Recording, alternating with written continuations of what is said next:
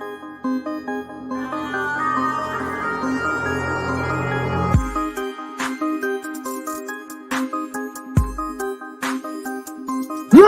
go!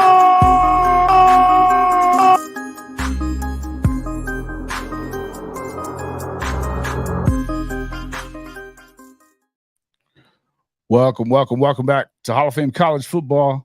I'm your host, Jason Watkins. And if you love college football, you know you're in the right place. So before you forget, smash that red subscriber button, like our videos, and don't forget to ring that bell so you don't miss one moment of the Hall of Fame College Football Podcast. Folks, I hope everybody is ready for this one. I am certainly ready for this one. This is my favorite recruit in the country. We are bringing in tonight from Melissa, Texas, 4-star, 6'5", 260 pounds of bad dude, Mr. Nigel Smith. Welcome to the show, Nigel. How you doing, buddy? I'm doing good. Man, we are happy to have you on. This is Coop from Unfair Sports as well. So we're just thought we'd pop in, talk to you a little bit.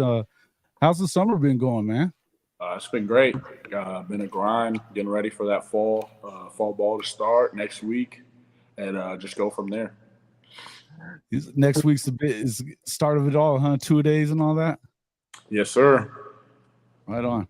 From what I saw from your coach there on Twitter, that you've been doing 2 days for a while anyway, right? Getting ready. Yeah, I've been doing that since right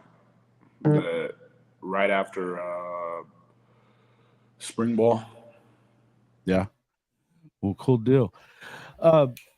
Hey man, so welcome to the show. Anyway, we've talked a little bit to you over the last couple of weeks, and man, this is a big treat for us here at this show because you've definitely been one of the guys we've talked about the most.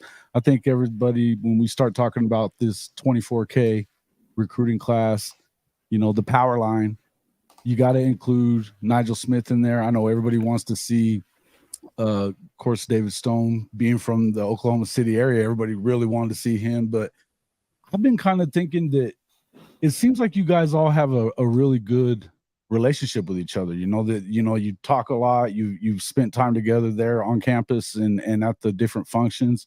Is it something where you guys are spending a lot of time? Do you guys talk a lot, like texting and doing stuff like that too? Or is it, what does that all entail? You know, I never really talked to until probably my OVs started up. I never really talked to have big relationships with recruits outside of this area, like obviously Pay and Pierce, Zena, all them. Right. Until my OVs now, we've got group chats. There's one group chat with every position. Then we have one group chat with straight D linemen, a whole bunch of stuff. And so we talk on the regular. And I know we're kind of just waiting for. There's some people waiting to see where I go, some people waiting to see where David goes, and just go from there. Yeah, I mean, we've talked a little bit back and forth in DMs and Twitter, and you're one of my favorite guys. I mean, I just see so much capability with you. Where are you height and weight right now, and are you where you're at, kind of where you're wanting to be? Literally just weighed in there at 257, and I'm right about 6'5". I think I A&M I was 6'5" with no shoes on, so I'm right about there. Man, that's awesome. And so, go ahead, Coop. Ask him. You got something? Oh yeah. Do you? I mean, when you look at the NFL or other players in college, who do you want to emulate your game after? Do you have a collection of guys? Do you pick and choose from different things? Of course. I mean, I love Myles Garrett's game. He's also a bigger guy. I mean, he's 260 something, 270 something. He's a big dude, and I feel like I could play a lot like him with our athleticism. Just me getting in that college weight room and that routine. I love the Bosa brothers. I love their game, Joey and Nick. I mean. Yeah, and I think that's kind of where I had you at too. Was I think you do a lot like the Bosa brothers a little bit as well, and that hand your hand fighting, the way that you just kind of move in there. How much of that I know I saw that, we've got a friend of ours, and I think JJ may show up here in just a bit, but he's a Pitt guy. He was talking about that you had done some work with Aaron Donald, and do you work with some of these guys that are already NFL guys or anybody like that? I mean, was that like a one-time deal, or is it something that you've gotten an opportunity to do a little more of? I wish I had done some work with Aaron Donald. I had been down to Pitt, and I think he had just had been down there, but I do work with NFL guys. My D-line trainer, Sean Smith, he's played in the league for a while, and he trains dudes. Wow. They're not like just Myles Garrett, but there's a dude named like LJ Collier and a couple other guys that play D-line in the NFL that I've been able to train with for probably since my sophomore year. Good grief, man. That's pretty awesome, right? That's pretty awesome stuff, man. And I guess the other thing that I was, when I asked you about, talking to these other guys, that this D-line, the chances are for Oklahoma, and I know that, you're not set completely on that. I know there's projections out there on where, that they're expecting you, Williams and David Stone to end up at OU, but I know that there's other guys that are in play as well. You've got Ohio State with Larry Johnson being like the godfather of D-line coaches. We understand that. Penn State has been in the mix quite a bit as well, and I know you just got back from Texas A&M. But it seems like a lot of times when you have guys that are those blue chip guys at all positions, really, that they seem to kind of shy away from going places together. What has been the difference with you guys, where it seems like you're happy to play together? You want to be able to play with some of these guys wherever you guys land. I think it's just everybody likes kind of the same couple schools. I mean, I'm kind of the only one in that group chat that's real high on Penn State, but other than that, like Ohio State, OU, A&M, like a lot of those, well, really not even Ohio State. It's a lot of guys up north, but a lot of these guys I'm in the group chat with, big on OU and A&M, and I mean,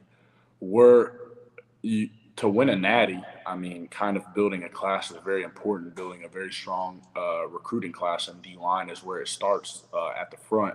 I don't know why guys shy away with how recruitment and who's going where, but I mean, the D-lines you look at, like that Clemson D-line that was winning everything, not even just because it was Venables, but I mean, those are when they were winning everything. Shoot, they have like three first rounders on the D-line. That's right. So you kind of got to build a D-line with the best of the best, and I feel like we all play different positions that complement each other. And like me, I'm very versatile. David's more of an interior guy, and then Williams will probably stay pretty much always on the edge, but I can do both. I think, my game's a lot like who y'all got, Rondell Bothroyd. That's who I'm going to play a lot like in that defense. I love hearing that. And I feel like building a class at any one of those schools with that top tier D-line coaching, I mean, I can't beat it. Yeah, and I mean, iron sharpens iron too, to be able to get in there and just kind of, battle with each other and stuff like that. And I think that's kind of what sets the championship type defenses apart, is that they're going to feed off of each other. But you can't game plan one. You can game plan one person. You can't game plan three. So you got to kind of pick your battles, pick and choose. And it's like everybody good in high school football knows that if you're the only good player on the D line, like you're kind of screwed. You're going to get game planned a lot. So having three really good studs, All-Americans, I mean, kind of. Nigel, is there any merit to it also? Like, you see with the running backs nowadays, like you got to have two running backs just because you can't have one guy that's just going out there, because he's going to have a shelf life of 4 to 6 years and it's going to be it. So when you and I'm going to throw out the hypothetical, maybe a Williams come off the field, and then an offensive line still has to deal with two just monsters on the defensive line. I mean, it helps you too a little bit, right? Because they never get to take it off because the third string guy comes in and they can just stand him up and push him back on his butt. They got to fight all day long, and one mistake, guys like you are going to be able to take advantage of it, every single time. Exactly. I mean, there's guys in that D-line group chat, it's not just me, Williams, and it's not just me, David, like all them guys. There's a couple guys like Dominic McKinley, Zena, like a couple of those guys are in that group chat. Jay Sean, like a lot of those, we've got plenty of dudes. Yeah, and it appears that Oklahoma, and we kind of talked about this on Coop and Jay show the other day, just that it seems like OU is right up there with all these guys, even some of the guys that, I know you're also looking at Ohio State and Penn State, and then Stoney's been looking, at Michigan State and Miami, places like that. One area I know we're starting to hear some Missouri stuff. I don't buy that, but you never know. You never know. I mean, but the thing is that I mean, it seems to me like, everybody has OU up there though. What is it about this coaching staff that has kind of attracted all you guys and all you elite players to the same place? It seems like. A lot of us, the more real players, can tell that these coaches are genuine. A lot of players that shy away or don't have OU in their top schools kind of think they're a little over the top with how they are, and just all those guys are high energy, and just some of the stuff they say, or like all those little sayings they have, stuff like that. But soul mission stuff, maybe is what you mean? A little more of the soul mission stuff? Not soul mission stuff. Just not at all. Not at all. Just some stuff like they have like little acronyms and stuff like that. People are always having, and the guys that actually are considering OU enjoy that, and don't think it's over the top. They think it's creative, and but some guys shy away from that and think that they're not being genuine when just because they're high energy guys, all they got to do is talk to a player on the team. I've talked to multiple that I've talked to guys that have played under Coach Riley and under Coach V, and they're like, man, it's a major difference. Like they wish they would have played all of college under Coach Venables instead of Coach Riley, and just things like that. It's just what I take into account and say, hey, I mean, he hasn't changed up for those guys. He kept guys that and let them change under that program, and I think other guys are starting to see that, and that's why they love it. Yeah, I think that once you've been around and you've heard Venables enough that he stays on brand all the time, right, Coop? I mean, you don't ever really hear a lot of the different stuff coming out of him. It's always the same thing. It's doing the same things over and over again to be good at it and perfect it. Doing his quote, one of my favorite Venables is one that I've lived by for a while, is, do anything like you do everything. And, there's attention to the details. Cause I mean, we heard Jay Valai talk about it today, and, Todd Bates made a comments like, I want guys who are speaking up in the meeting rooms, because if you're going to lead and you're going to attack the film room and you're going to attack the practice field and you're going to attack you're going to do that same stuff on the game day. So, yeah, if you've met Brent Venables, then it's always going to be that same spot. Every time, even at media days, he's the same stuff. Every satellite station he was at, he was talking about the same stuff. It didn't matter. The question might be different. It still always found its way back to that same thing. One of the things I've always liked the most, it's always, he wants guys that knows that want it to be hard, that know it's going to be hard, because it takes the hard for you to get there to the next level. It seems like all you guys that are in contention for this class, or that you're considering this school for this class, all you guys are guys that could be those first round type draft picks and stuff like that. And that's is that a big part of what kind of drew you to this staff as well? Very much so. I mean, to play with the best of best, I mean, that's one thing I'm looking for. And just like OU's not the only one. I mean, A&M, they've recruited crazy. Their young guys are starting to get the hang of it now, and are doing really well. And so now that OU is there, they're able to start recruiting like A&M, and it's kind of our grade. And then that 23 class, that will be those young guys that are able to take over. Yeah. Perfect cracker. He says, let Nigel know PA and Ohio don't have Whataburger or Waffle House. Yeah, I know. That's funny stuff. Have you Hey, been Nigel. to a Wawa yet? So when this whole process started for you, when did you really just kind of take a step back and be like, I'm going to literally get the choice of where I go to college, like pretty much anywhere else. Like, how did that, just kind of come upon you? Because I like hearing the stories. We did an interview with Kamori Moore, and he was just like, it just kind of hit me one day. So when was that moment where you're like, I've got something going on here?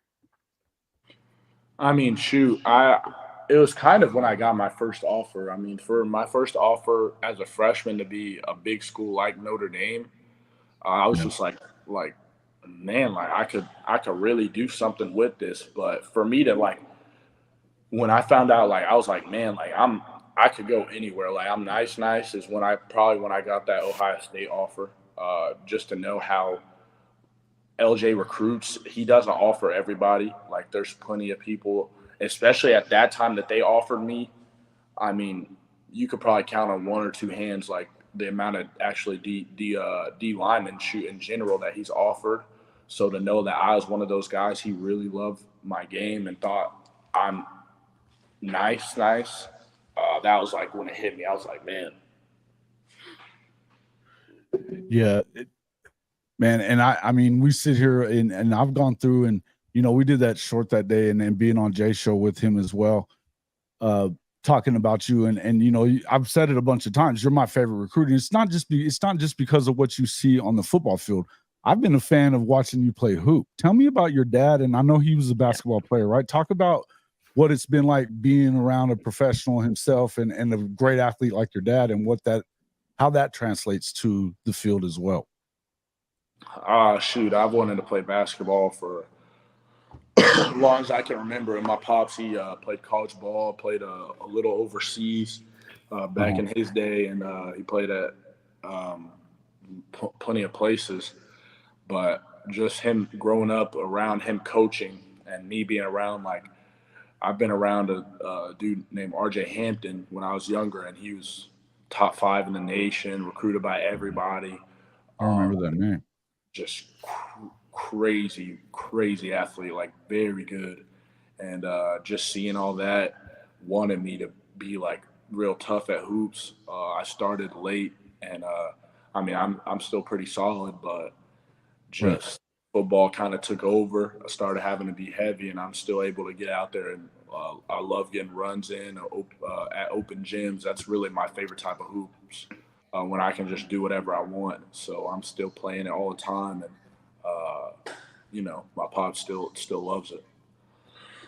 Yeah, and that was the thing, is that I like to go watch whenever, especially when you're a multi-sport athlete. I love watching kids that play something else, right?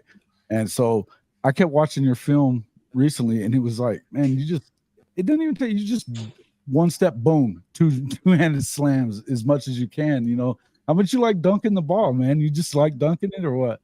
Of course, I'm trying to have a 40-inch standing vert by I really want it by the end of my freshman year at college. So we'll see how that goes. I love being able to jump high and do different types of dunks. I want to be able to hit that East Bay that I'm between the legs.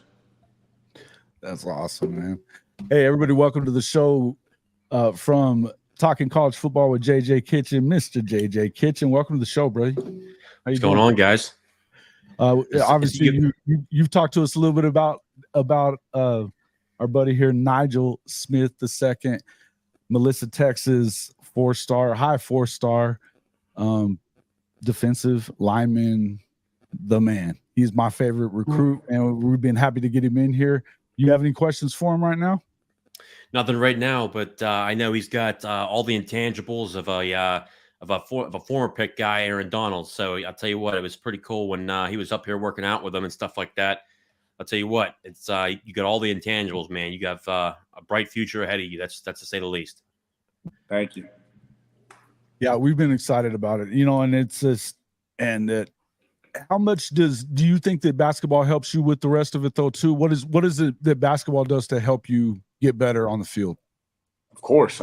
Basketball just helps with your footwork. It helps with that explosive.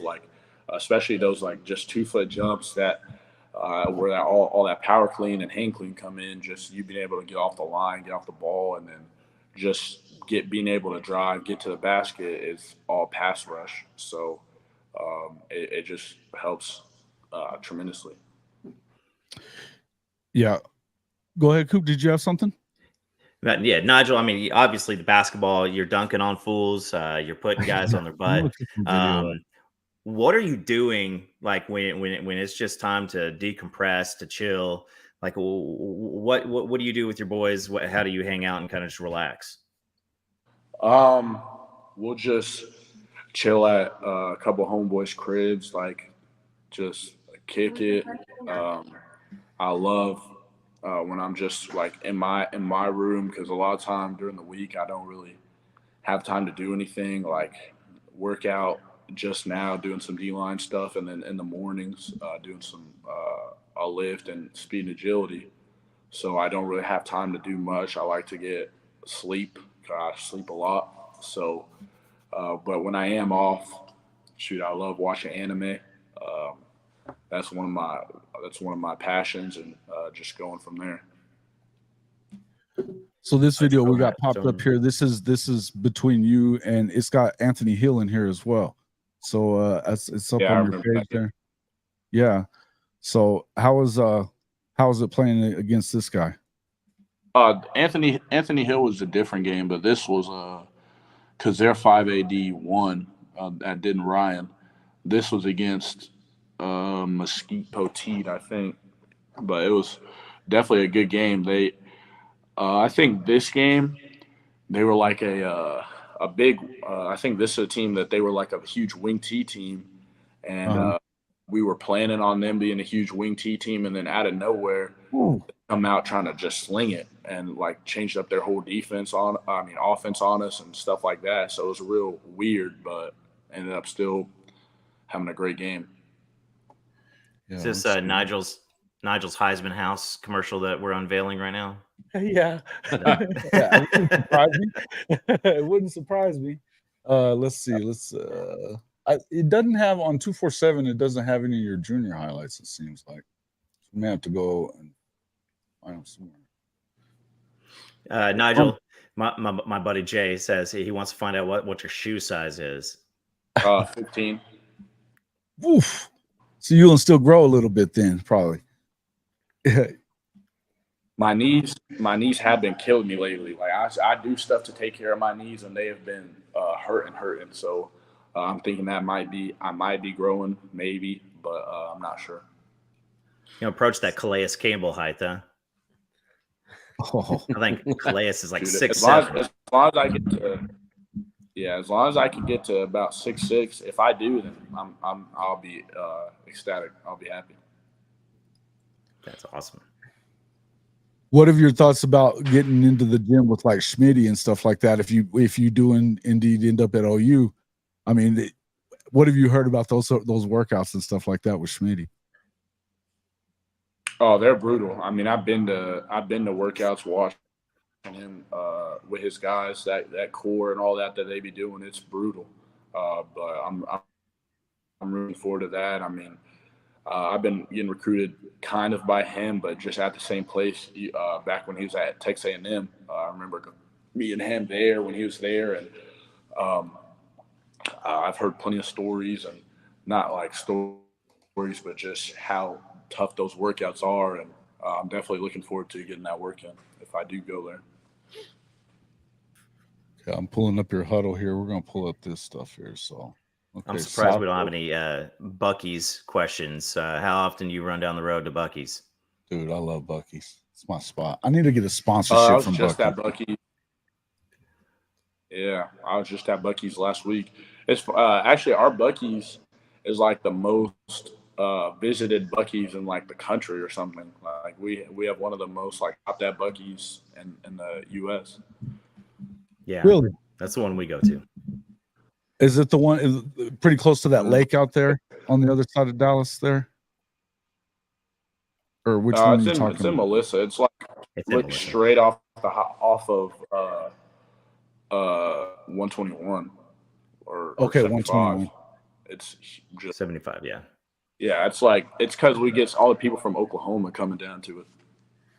That's right. Yeah, because man, and that's the thing is I get as far in as I can to Texas so that you can get to Buc-ee's, man. Because shoot, we need to get a sponsorship from there, man. We need to get a sponsorship from there. I've always got my Buc-ee's kept up and just product placement, man. It's all about product placement, Coop. That's what you got to do, Definitely. right? Definitely. So Buc-ee's does. I mean, they got lots of great eats. So I'm going to ask you an eats question. Yeah. Mom's or grandma's cooking, whoever's cooking. What's your perfect meal if you're coming home and it's just you're returning home for Christmas break or whatever?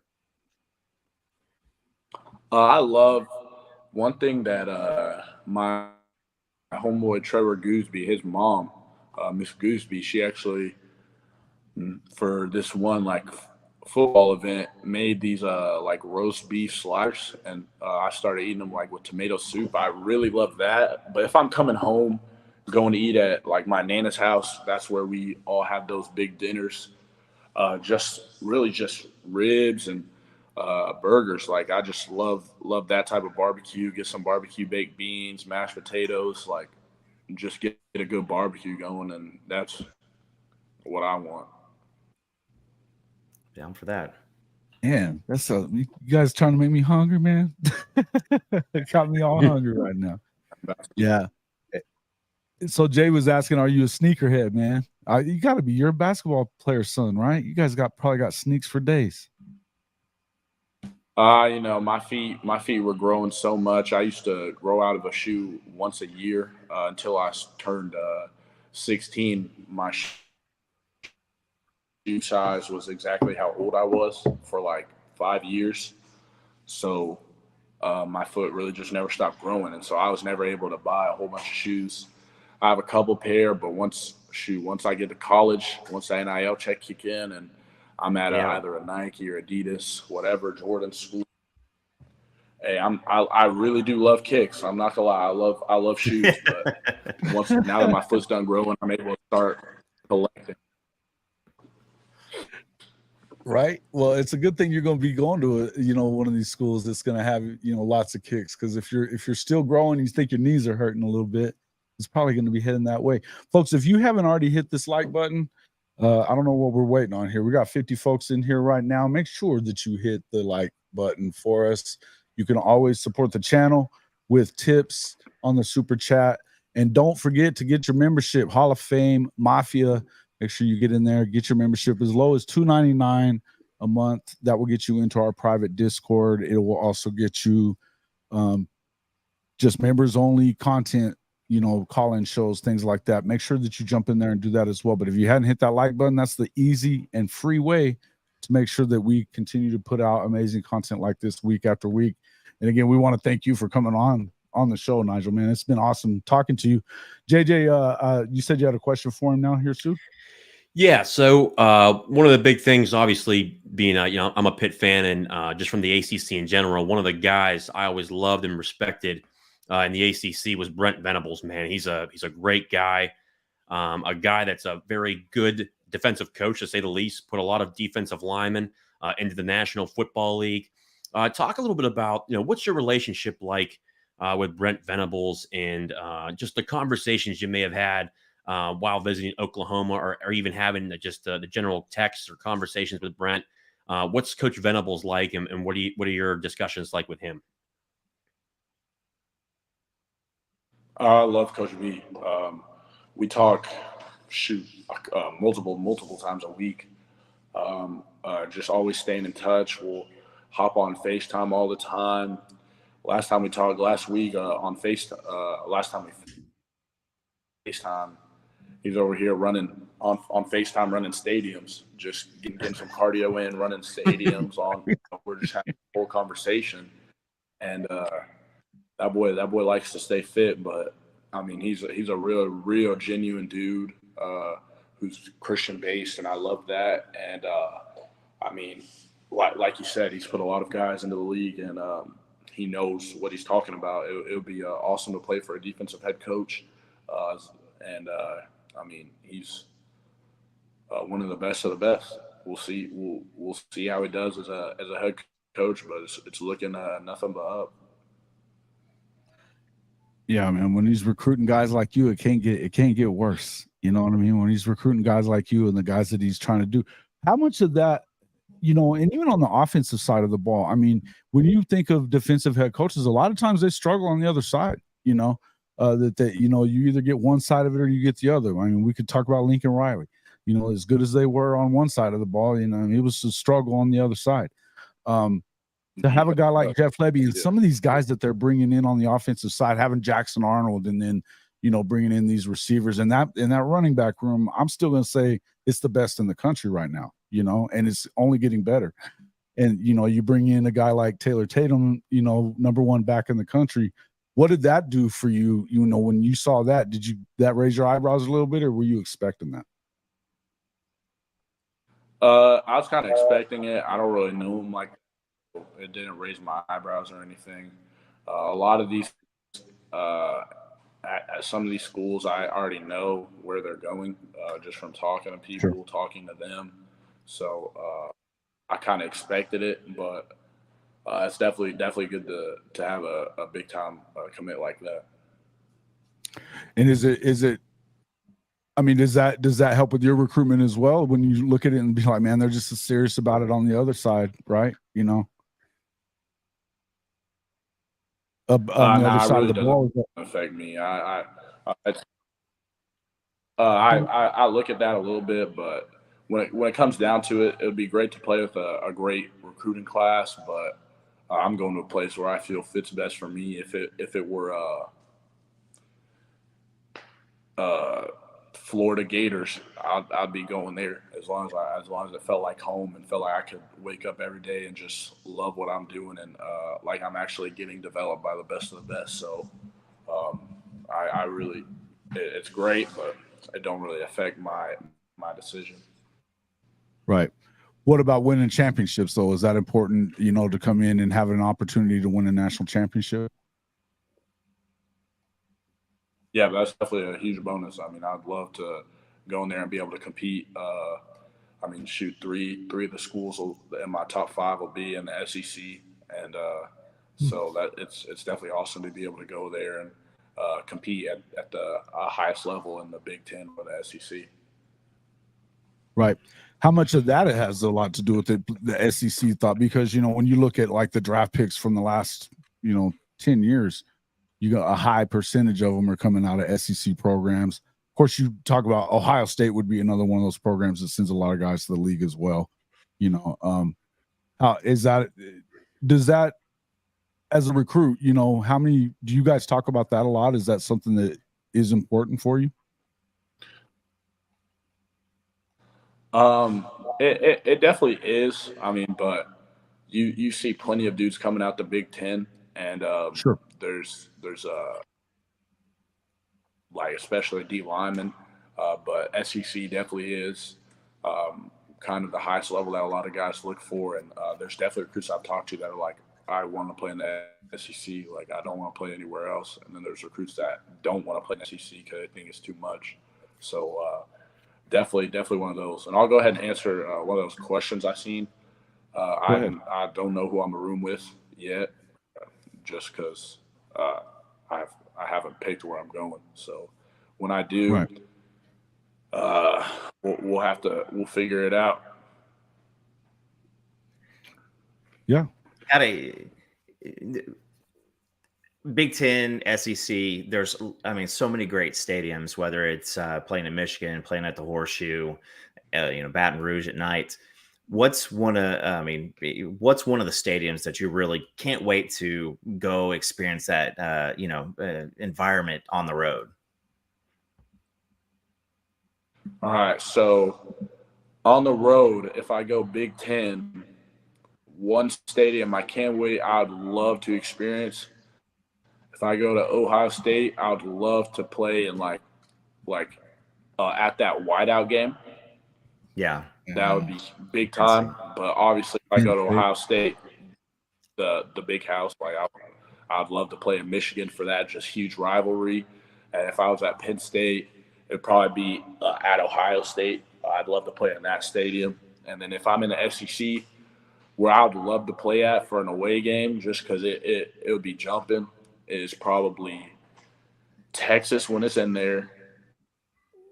Because those games, went to the Texas versus Bama game. Oh my gosh, the stadium was rumbling. And then Texas Stadium, A&M Stadium, and then that Tennessee Stadium. I'd really love to play in those three. Right. Have you been to LSU? Have you been to Death Valley and LSU to see a game yet before either? I have when I was really, really young. That would be a great. Some wild places to play in the SEC, man. It gets pretty wound up in a lot of them places. I know I've been to Texas A&M, 3 times total, and the whole place is waving. The whole place is waving. But yeah, I was there. Yeah, I was there during the Torrance Marshall game, and that's the only time I ever feared for my life because I thought the stadium would fall over. Let's see. Well, it looks like we kind of lost in there for a second. Let's see what happens. Neyland Stadium also legit. Yeah, man. I think you're right about that, Jay. I did put in a thing if you want to pop in, man. We lost you there for a second, man. You back? You back? Yep. So you were saying it's been a while, but that'd be another place that you'd be interested in to, just. I guess last year watching that, and Jay had said in the chat there, Neyland is legit. I was thinking about that game against Alabama last year when they won that. That place was nuts.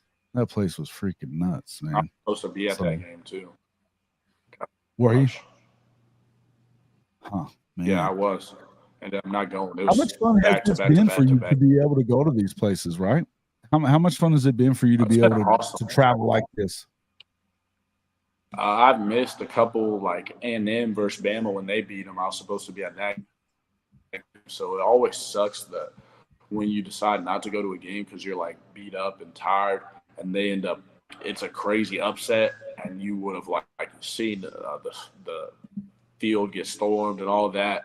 I would have loved to see all of that, but it's definitely a good time. It definitely can get a little old at times because it's right after your game, and you're just literally on a red eye, like you're just beat, you're tired as heck. Sometimes especially if you have to fly, you get back at 1 o'clock, 12 o'clock from your game, and you got to wake up at 3 o'clock to get to the airport, and your flight's at 5. So it's like a real tiring process. Yeah, it can get to be a grind a little bit at a certain point, I guess. Oh, yeah. I mean, you've been kind of getting recruited pretty heavy since your freshman year, right? Yeah. And I've been at a lot of games, so it's like just, especially once you've been there so many times, there's really nothing for them to show you. Like you're just there catching up with coaches. So sometimes schools will try and like find stuff for you to do, and you're just like I'm so tired. Like at Ohio State, I love it there because I've been. Yeah, I've been to Ohio State so many times. There was nothing to show me, and they understand that, and they're like, "Man, we already put you through a couple meetings. Go chill wherever you want." I go sit in there, massage chairs down at their facility, and I took a mean nap. I was ready. It was when they Notre Dame. I took a crazy nap, and for that game, stayed up the whole. I was hyped. That's awesome. That's awesome. So, Lori was asking in here, your commitment day. I know it's early September, so it'll be the third game of the year, senior day. You said to me before off air here. So, what is it? What day is that? Is it the 8th of September? Is that what you're looking at, or is it going to be the day before, or what? No, sorry, September 8th. It'll be right before I play. It's senior people will all be walking and talking, like they'll announce where they're planning to attend, where they plan to attend, and I'll have a little video, and I'll announce my commitment there. Cool. And so you guys are opening a new stadium there, Melissa, as you were telling me this season. That's why you're doing it? You just want to kind of open that up? Yeah, show us the stadium, man. That's pretty awesome. I'm right here, so This basically where we would walk out of right here, and then we got this big old cage, and then here's the stadium. Man, it's a great place, man. So you guys are 5A Division 2, Division 1? Here's the connection back. Wow. All right. Yeah, okay. So it's here's the home side, that's big nice Jumbotron, and then here's the away side. Everything's bigger in Texas. Everything's bigger in Texas. I was just fixing to say the same thing. It's just fixing to say the same thing. What is it like playing in? I mean, obviously, Texas high school football is where it's at. You know, I mean, do you guys when you talk to some of these guys that are playing in Florida and some of these other Texas places high like school football. that? Go ahead. So when you're talking to some of these guys that are playing in these other states and stuff, do you guys have kind of little trash talking back and forth about that stuff? You know, who's got the best high school ball?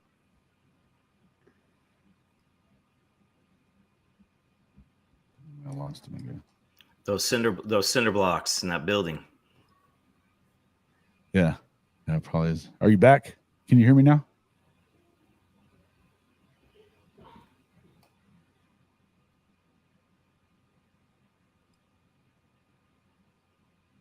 Yeah, that does look. That's an amazing stadium. So, can you hear me now, Nigel? Hey, man, thanks for Jay becoming a member today. Appreciate that, guys. Anybody who, if you haven't become a member of the Hall of Fame Mafia, you got to do so, man. We got the 1 second. We got you, brother. Yeah. So one of the time you need.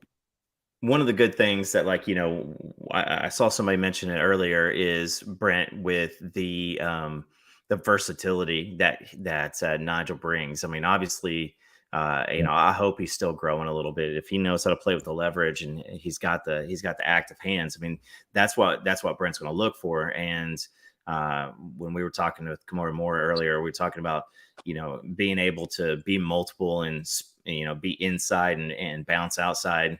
So that would have me pretty excited about Nigel, is just that versatility. Definitely.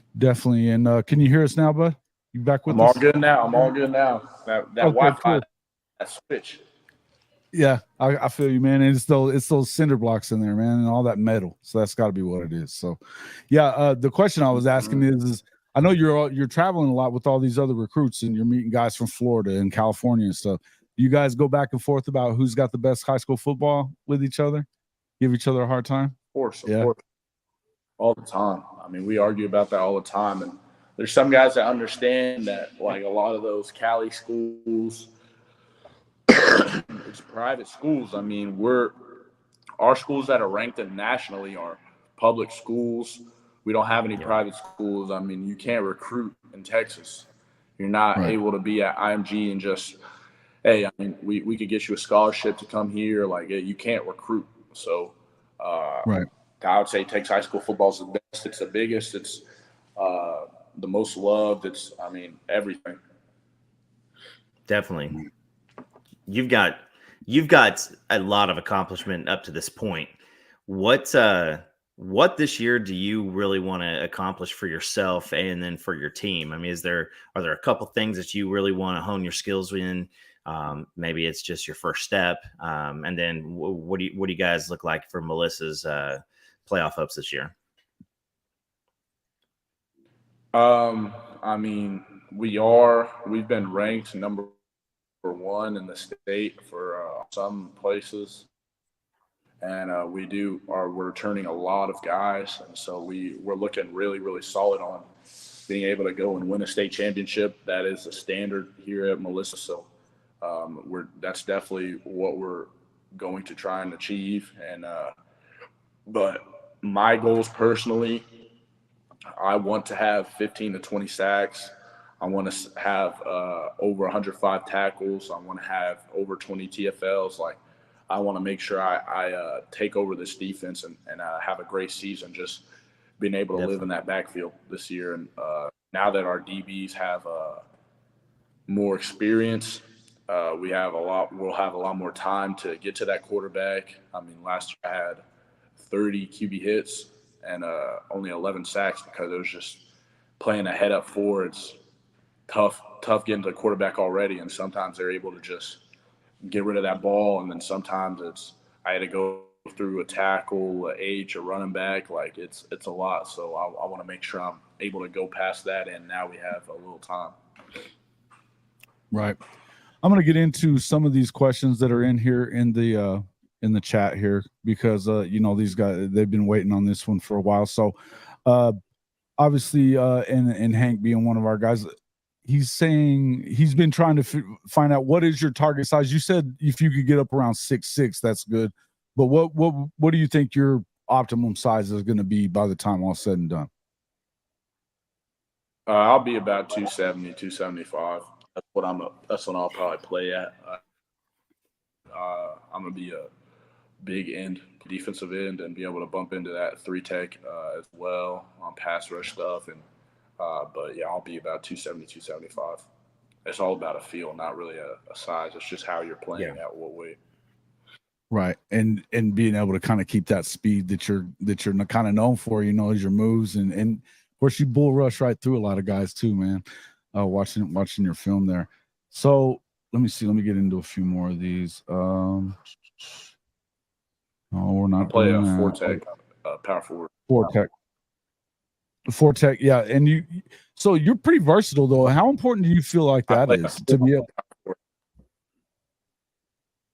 Being versatile, I mean, that's what being versatile is what I feel like is one of my greatest strengths. I've played from head up nose, like on the center in times that we've needed it because our nose had gotten hurt, all the way to a wide 9. So I feel like I can do a lot of those positions.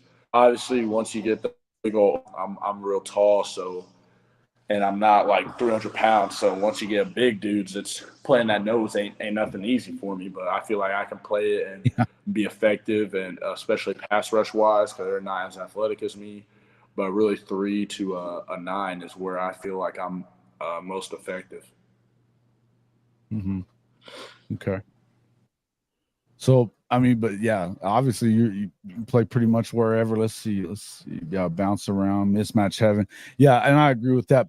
But and one of the questions that were on here, is it true that because you hear it a lot that David Stone and some of these, especially these guys that are already from Oklahoma and it's grown up around Oklahoma, they've kind of taken upon themselves, and I think all you guys kind of have, to recruit each other to wherever it is that you're going to go. Is that something? Is it true that David's kind of recruiting for OU, and I know that he's been kind of getting recruited himself by Gerald McCoy quite a bit. So does any of that kind of come into play with the rest of you guys as well? No, I still don't know where David's going to be going. He still could be going to Michigan State. So he's definitely built relationships with people, but his thing that recruiting for OU, it's really just building relationships for wherever he does go. And we'll when he commits on I think the 26th, he'll start really recruiting. Yeah, I was seeing that, and I was laughing about the post that you had yesterday on Twitter as well. The Three Amigos post, you, him, and Williams in the sombreros and stuff, man. That was great. I'm gonna pull that up. Yeah, people just stuff.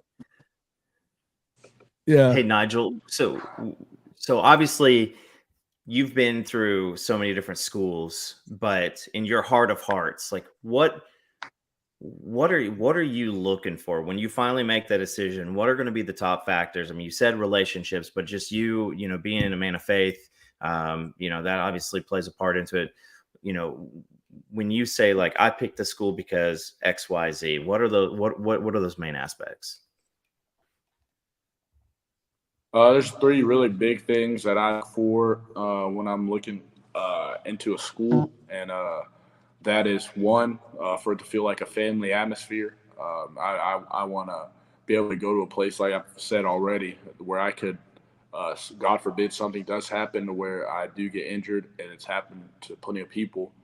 I want to be able to be at a place where I love the people I'm around, the school I'm at, the campus, everything for 3 to 4 years, and enjoy that every single day, and be able to enjoy things outside of football and just the people.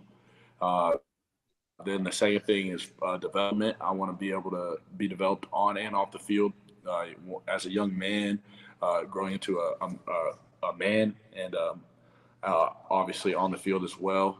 Going to a place where they have a history of being not only 5-star guys, but guys that they've taken that were no stars or hardly recruited, and they've turned into first rounders, second rounders. So I'm looking at that, and for the third part is just life after ball stuff that a lot of these schools have been able to set up, especially when IL. I'm able to start early with what I want to get into, and that real estate aspect, and just being able to know that there's alumni from that school that I'll be able to get.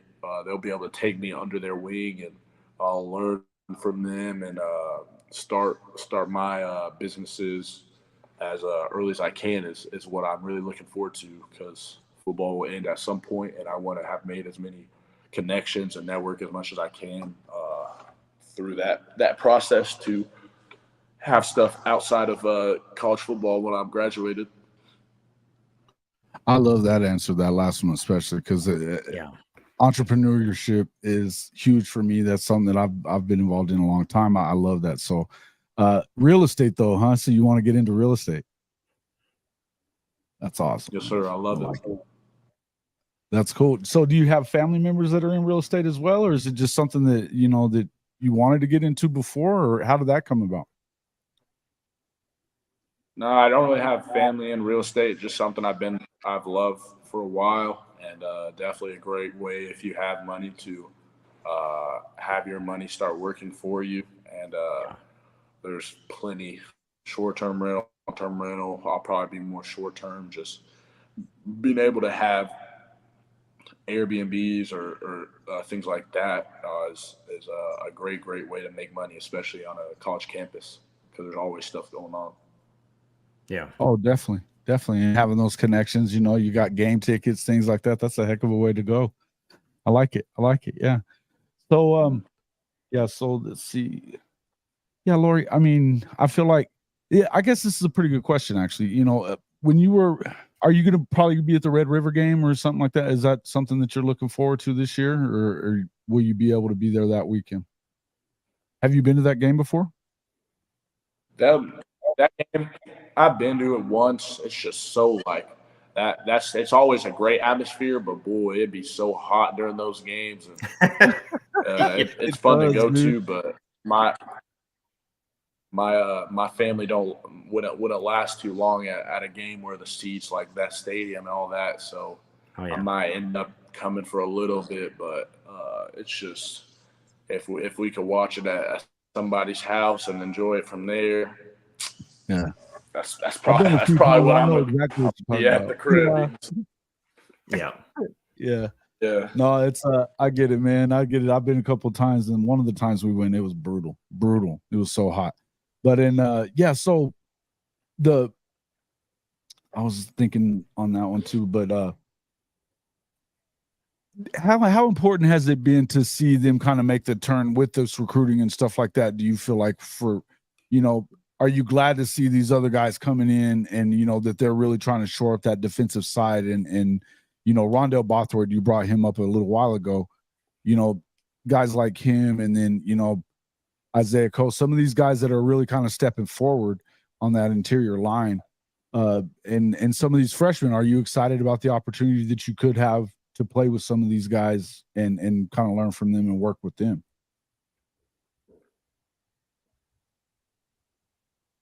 I definitely am. I mean, PJ, one of those guys, 5-star guy that they got. I mean, he's real cool. I was with him a little bit for my OV. G Baby, I talk to him all the time. Grayson Halton, G Baby. Yeah, and, you got monsters. Just got guys like that. They're young guys that have grown a lot since for G Baby his freshman year, and PJ will keep on growing. He's just real raw and like has plenty of potential. He's so athletic. So to be able to come in and be able to learn from those guys, take whatever they've learned and add it to my bag is I'm looking forward to it. Yeah, that's man, what a freak, right? You know, they were asking the other day on you guys' show, Coop, about who out of the guys, whether it be Waneri or PJ, who's got the highest upside. That's a tough one, man. When you think about PJ's brother running a 4.4 at the combine, and he's kind of raw, like he was just saying. It seems like, man, that's going to be a tough one. What do you think about some of these other guys? Who most impresses you as a defensive line guy that of all these guys that you've been around? I mean, what are some of the things that impress you the most about some of the other guys?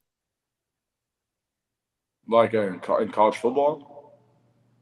Either recruits or guys that are already in college football, or at some of these teams that you're at. Who are the guys that you look at and you're like, man, that guy's good? Not gonna lie to you, I don't watch recruits film, so I don't know like how good some of these. I've watched like sometimes some highlights, but I don't know how good a lot of these like top recruits are.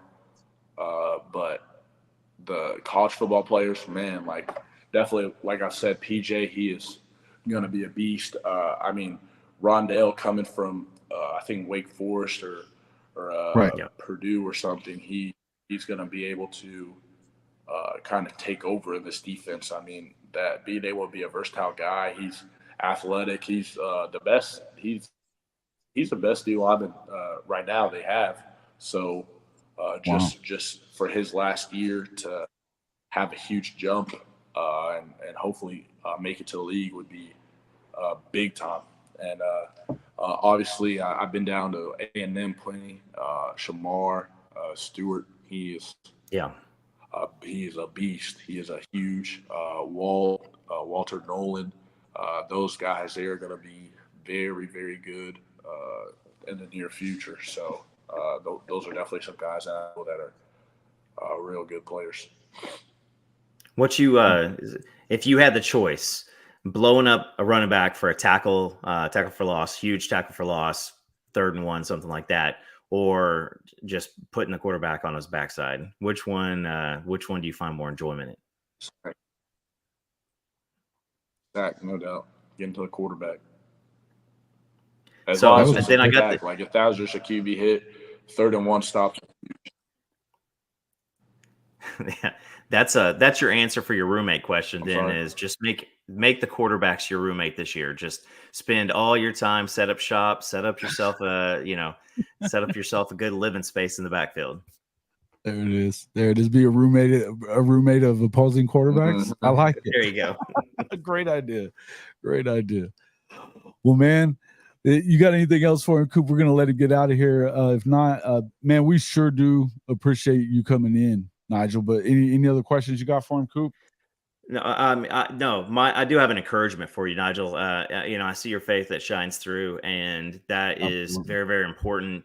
As an OU fan for a long time and a former athlete, like it gets hard. And now with NIL, like people can lose their roots. And if you don't have strong roots, sometimes, that's tough. So when you were talking about the family atmosphere being developed on and off, I just pray for that for you because, I see it shine through in a lot of the stuff that you say, and obviously, your byline on Twitter. And so, man, I just encourage you to keep that going, keep that interior portion of yourself. And God's got great stuff playing for you, brother.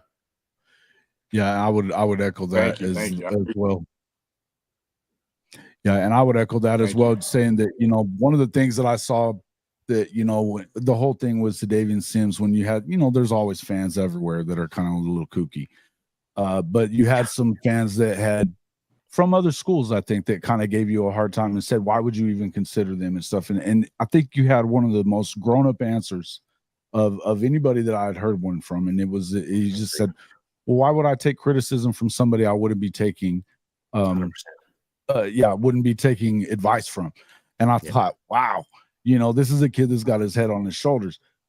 as I said, when you see these things and it's important, you know, and this is why I'm glad that this staff is here, is because they're looking for guys like you and building relationships with guys like you. And no matter where you end up, Nigel, we're excited about your future. As I said, you're my favorite recruit out there.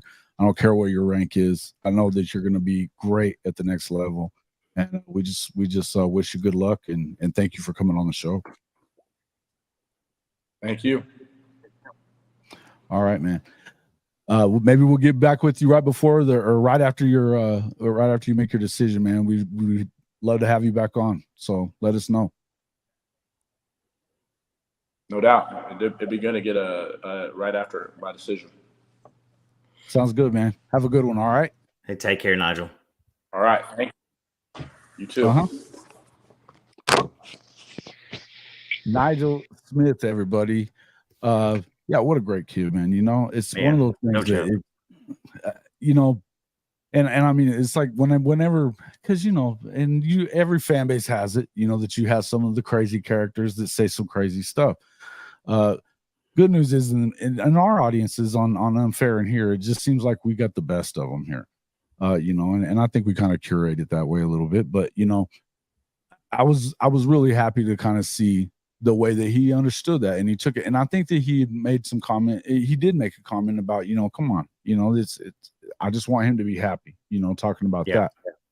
And then I think it was a fan from maybe A&M or something like that. But yeah, I think you're right, Morris. He's a great young man. I think that it was one of the first things he talked about as he came on the show was that it was important to him, you know, that their faith and that, you know, that the way that they're recruiting and, you know, that they're constant, it's the same thing, you know, it's like, you know, and like you said, Coop, for him to, you know, with Coach Venables saying, you know, to do everything the way you do everything, right? You know, so it's, how's that? What was the statement?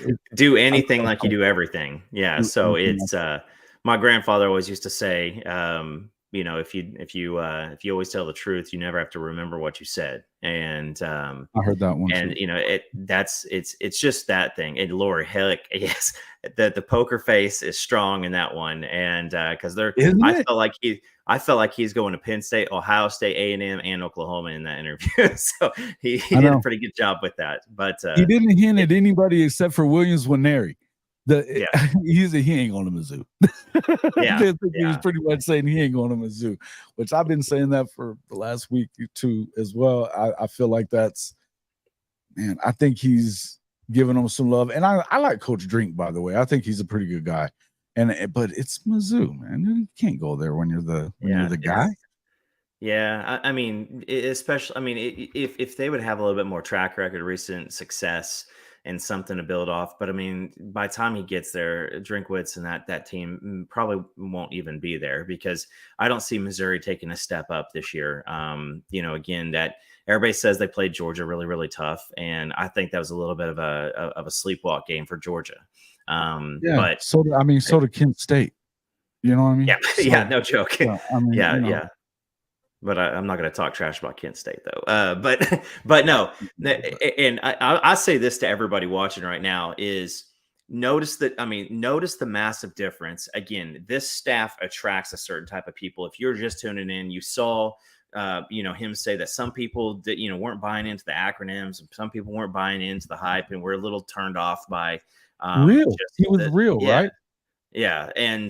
But there's the negative portion of it is you recruit your own problems, but also you can also build what you're building with hand-selected stones. And I want to really go that way because you have a lot of people who are, I look at Williams Winery and I know that the discipline and the honor in that family is phenomenal. I know that David Stone has worn a few folks out just because of the fact that they wanted him to commit 2 years ago, but he is a good man and there's a family being built here. And if you can't see that, and if you don't want to wait for this good thing, if we knew every single date and we knew the outcome already, we'd all be still, we'd be celebrating because there's that unsure. Some of us get a little twitchy, but that's a great man. I mean, I don't know about you, but I'll probably make the trip down to Melissa for when he commits. I think I am too. It's just something I've been thinking about a lot, and so it just seems like, the kid is. Actually, I think I may not be able to, but you can stream straight from there. You can stream straight from there, Coop. Yeah. I think I may not be able to actually that night, because it is on the 8th, and I just made a commitment for that night. I'm going to be covering another high school game, but which I didn't think I was going to be back into covering high school for a while, so it is what it is. But I think that, again, when you've got this many guys, and they all seem to be, they're very similar in certain ways. But you just get a lot of real out of them. There's not a lot of BS coming off of them. They're not. He didn't care anything about telling us what we wanted to hear. He knows who we're here for. And he didn't care anything about telling us what we wanted to hear, which I can respect that, right? Yeah. Oh, come on, B. No way you're coming in my show and saying that. No way you just did that, B. No, you want me to boot you or what? We're boys and all, and you want me to boot you. That's not gonna work. We got to get it. You got to have the A&M and the Texas trolls come in the middle of the show. Yeah. This guy I went to high school with, so that's why he's trolling me.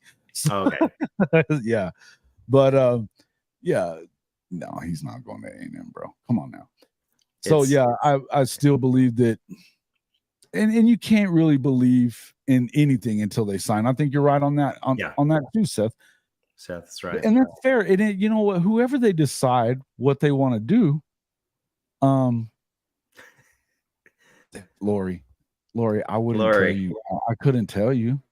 I couldn't tell you if I did. I know a lot, and I got a lot of receipts, and that's the massive burden of this is, you come out because again, there's situations to where. We found out that, recently that there was a commit that had, committed, and, JJA, Samaj Jones, these guys, we hear these things. And one of the reasons why we don't jump out and just be like, hey guys, this is what's happening is because straight up, there's you want to keep hearing these things. Yeah. Listen, I quit hearing stuff when people start finding out that I'm telling everybody. But at the same time, I can hop on and be like, hey guys, this guy committed the other day, but DeMarco Murray told him to come to an official visit in June and do it then because they want to plan momentum. But guess what? That's freaking 10 months from now. And it's a 17-year-old kid. And there's all kinds of things that can happen here and there. But yeah, man, I just you just can't. So I would love to. I would say this is the best defensive line class that we're. I mean, in OU history, there's no doubt about it. And I would agree with that. And I think no matter whichever, as I said to him, I think that we've been talking about it. They're in the lead for at least 5 or 6 of the last 6 guys that they're in on, right? The guys that they were their real targets. And Dominic McKinley you would think that he's probably gravy if you get him, because he should have been in LSU for sure, an LSU guy, right? They just don't let those guys get out of the state. We got no business being part of that recruitment. Absolutely not. And so that right there, no matter what ends up happening, if you ended up with 2 or 3 of these guys, it is the foundation for a national championship. Look, is it great if they're able to get all of them? I mean, yeah, it probably moves it up a little bit, right? Then that 2025 year that you guys were talking about on the chat the other day of that they could win that national championship by then. Yeah, absolutely. I could see that, right? If they get 2 or 3, they still might win it in 26, or it could be 25 even then too. It just kind of depends on how. One thing I would tell you is that you never know what's going to happen because of the transfer portal now either. How many of these guys, how many quarterbacks are you seeing in the same place that they started their career in college right now? Even, the Heisman Trophy winner started here and now he's at SC, but these are things that are going to happen. I think that, McKinley would be, listen, the guy is a 5-star for a reason. He's a top, that means he's a top 32 player in the country. No matter what you see and wherever these guys decide to go, man. And if it's where they're happy, that's what I want for them. You know what I mean? Yeah. Well, you don't want somebody to come here, have all the potential in the world. I mean, you look at like Gabe Dindy. Gabe Dindy was one a few years ago that, I mean, until that staff left, like we led for Gabe Dindy.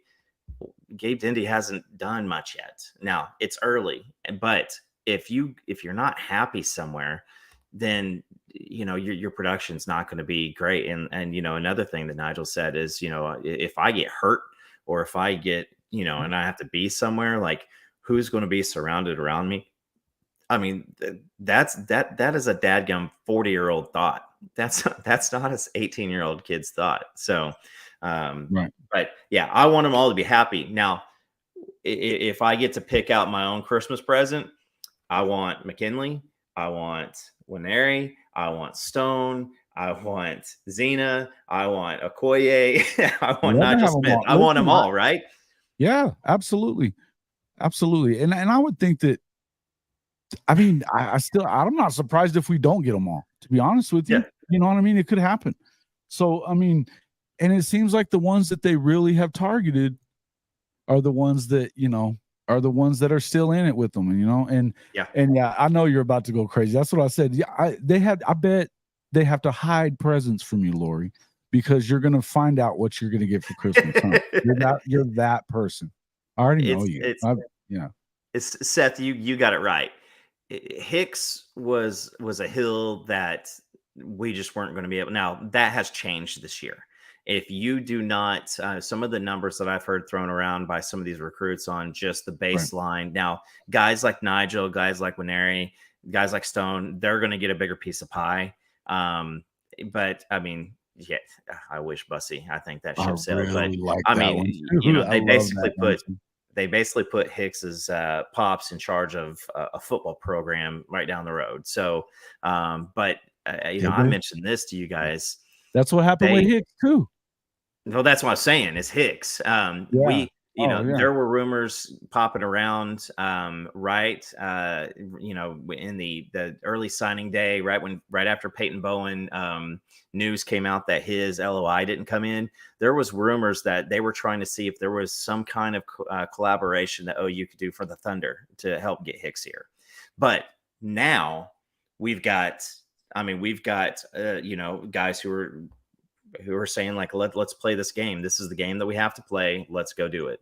And so if you guys, we're never going to lose out. We're not going to go crazy and throw the entire NIL budget at one player, but we are not getting, and Mizzou's throwing the whole, Mike, you're right. Mizzou's throwing, if not the entire budget, damn near the whole thing. Yeah. I think that is probably their entire budget, right? They're gonna dump it all in his lap. What I don't really think is that that's a big issue in his family. It doesn't sound like that's what you need to do, right? His parents won't let that be a big issue. No way. And I've got a very good friend who's from Nigeria. I know the way that these people think because I know how she thinks, and how she was about it. And I mean, there's only so much money that they can spend. That's something that I've heard from her so many times. Only so much money that you can spend, Jason.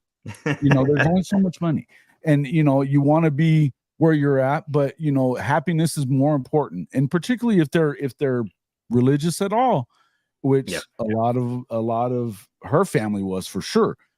And, Jay was talking about it the other day, that they just think different. They're very thorough, and it's more about family and spending close to each other. I think that if there's where I'd kind of disagreed with Jay on y'all's show is he was like, it's 3 hours to down to St. Louis, but it's 5 hours to OU. I mean, we're talking, that's nothing. That's negligible, right? I don't see it being a huge difference in it when you can go, and you've got a lot of his teammates are already going to be going to Oklahoma. So, between Caden Green and PJ, and then, the next, what was the kid that they just got? Kamori Moore. Kamori Moore. Yeah. Yeah. So we try to pull it out of him earlier. So if you guys, stay tuned, that'll be coming out in a couple of days. But we, had a conversation with Kamori, and I asked him. I didn't have the self-control to not ask him, and he's not going to let it go. He's not going to let that out. And he said he talked to him right before he hopped on. So, it kind of seemed like that was, we were kind of pulling at Nigel did towards the end about Stoney, you know, and I even said the other day that I wasn't going to talk about him no more. And here we are, you know, but yeah, it's the same kind of deal. And I feel like it's these guys are going to end up where they're supposed to be. And I think that if you start thinking about the family side of it and stuff like that, I think Williams went there. He's been 100% on 2 of the 3 sites, the important sites, for a while now. You know, if you're listening to Parker and Brandon, you know, I mean, it's a lock for them. It's been a lock for some of these other guys. I mean, to me, I feel like this is a good deal. Now, whatever happens with the rest of it, we're gonna find out. What? We'll never. Well, yeah, he's never gonna go to Missouri. I don't see that either. Yeah. Spencer Rattler's 5th car, latest G wagon. Yeah, I could care less. Yeah, we saw that Joker. Yeah, that dude got on my nerves. He was at OU, so yeah, I really don't care. Smart Dodge. Oh, Mark Rogers friction. Yeah, so I don't know if you saw that or not, Coop. I was on the Voice of College Football the other night. I called in to talk about realignment. I got pulled into a discussion, an argument basically with USC moron freaking creator that knows jack about football, college football. And what I've realized, guys, no, his name is Tim Prangley. Okay. Yeah. He's a USC guy. So he knows jack. He knows jack about, and you know, the second I get on this show, obviously, you know, I mean, and I wasn't expecting. I was on there to talk about it, and he was making his little comments or whatever before that. I didn't expect Mark to pull me onto the show. Just so everybody understands that's not my intention. I didn't get on there to have a big argument with them. I don't even feel great about what happened. You know, I just don't. Will I come visit you if you wind up in the mental ward? Yes, because I may wind up there with you. Oh,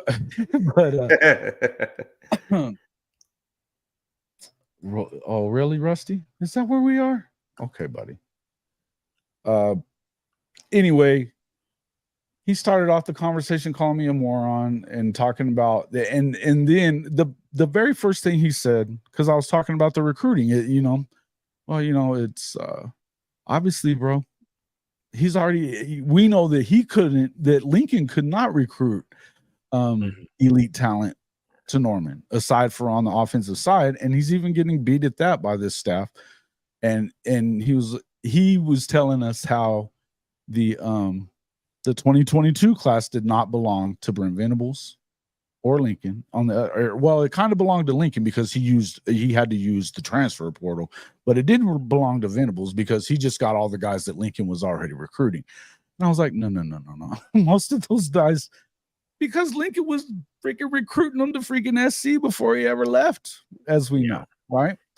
If you believe that Lincoln started talking to USC after Bedlam, I've got some really cool oceanfront property that I need you to send me a deposit for.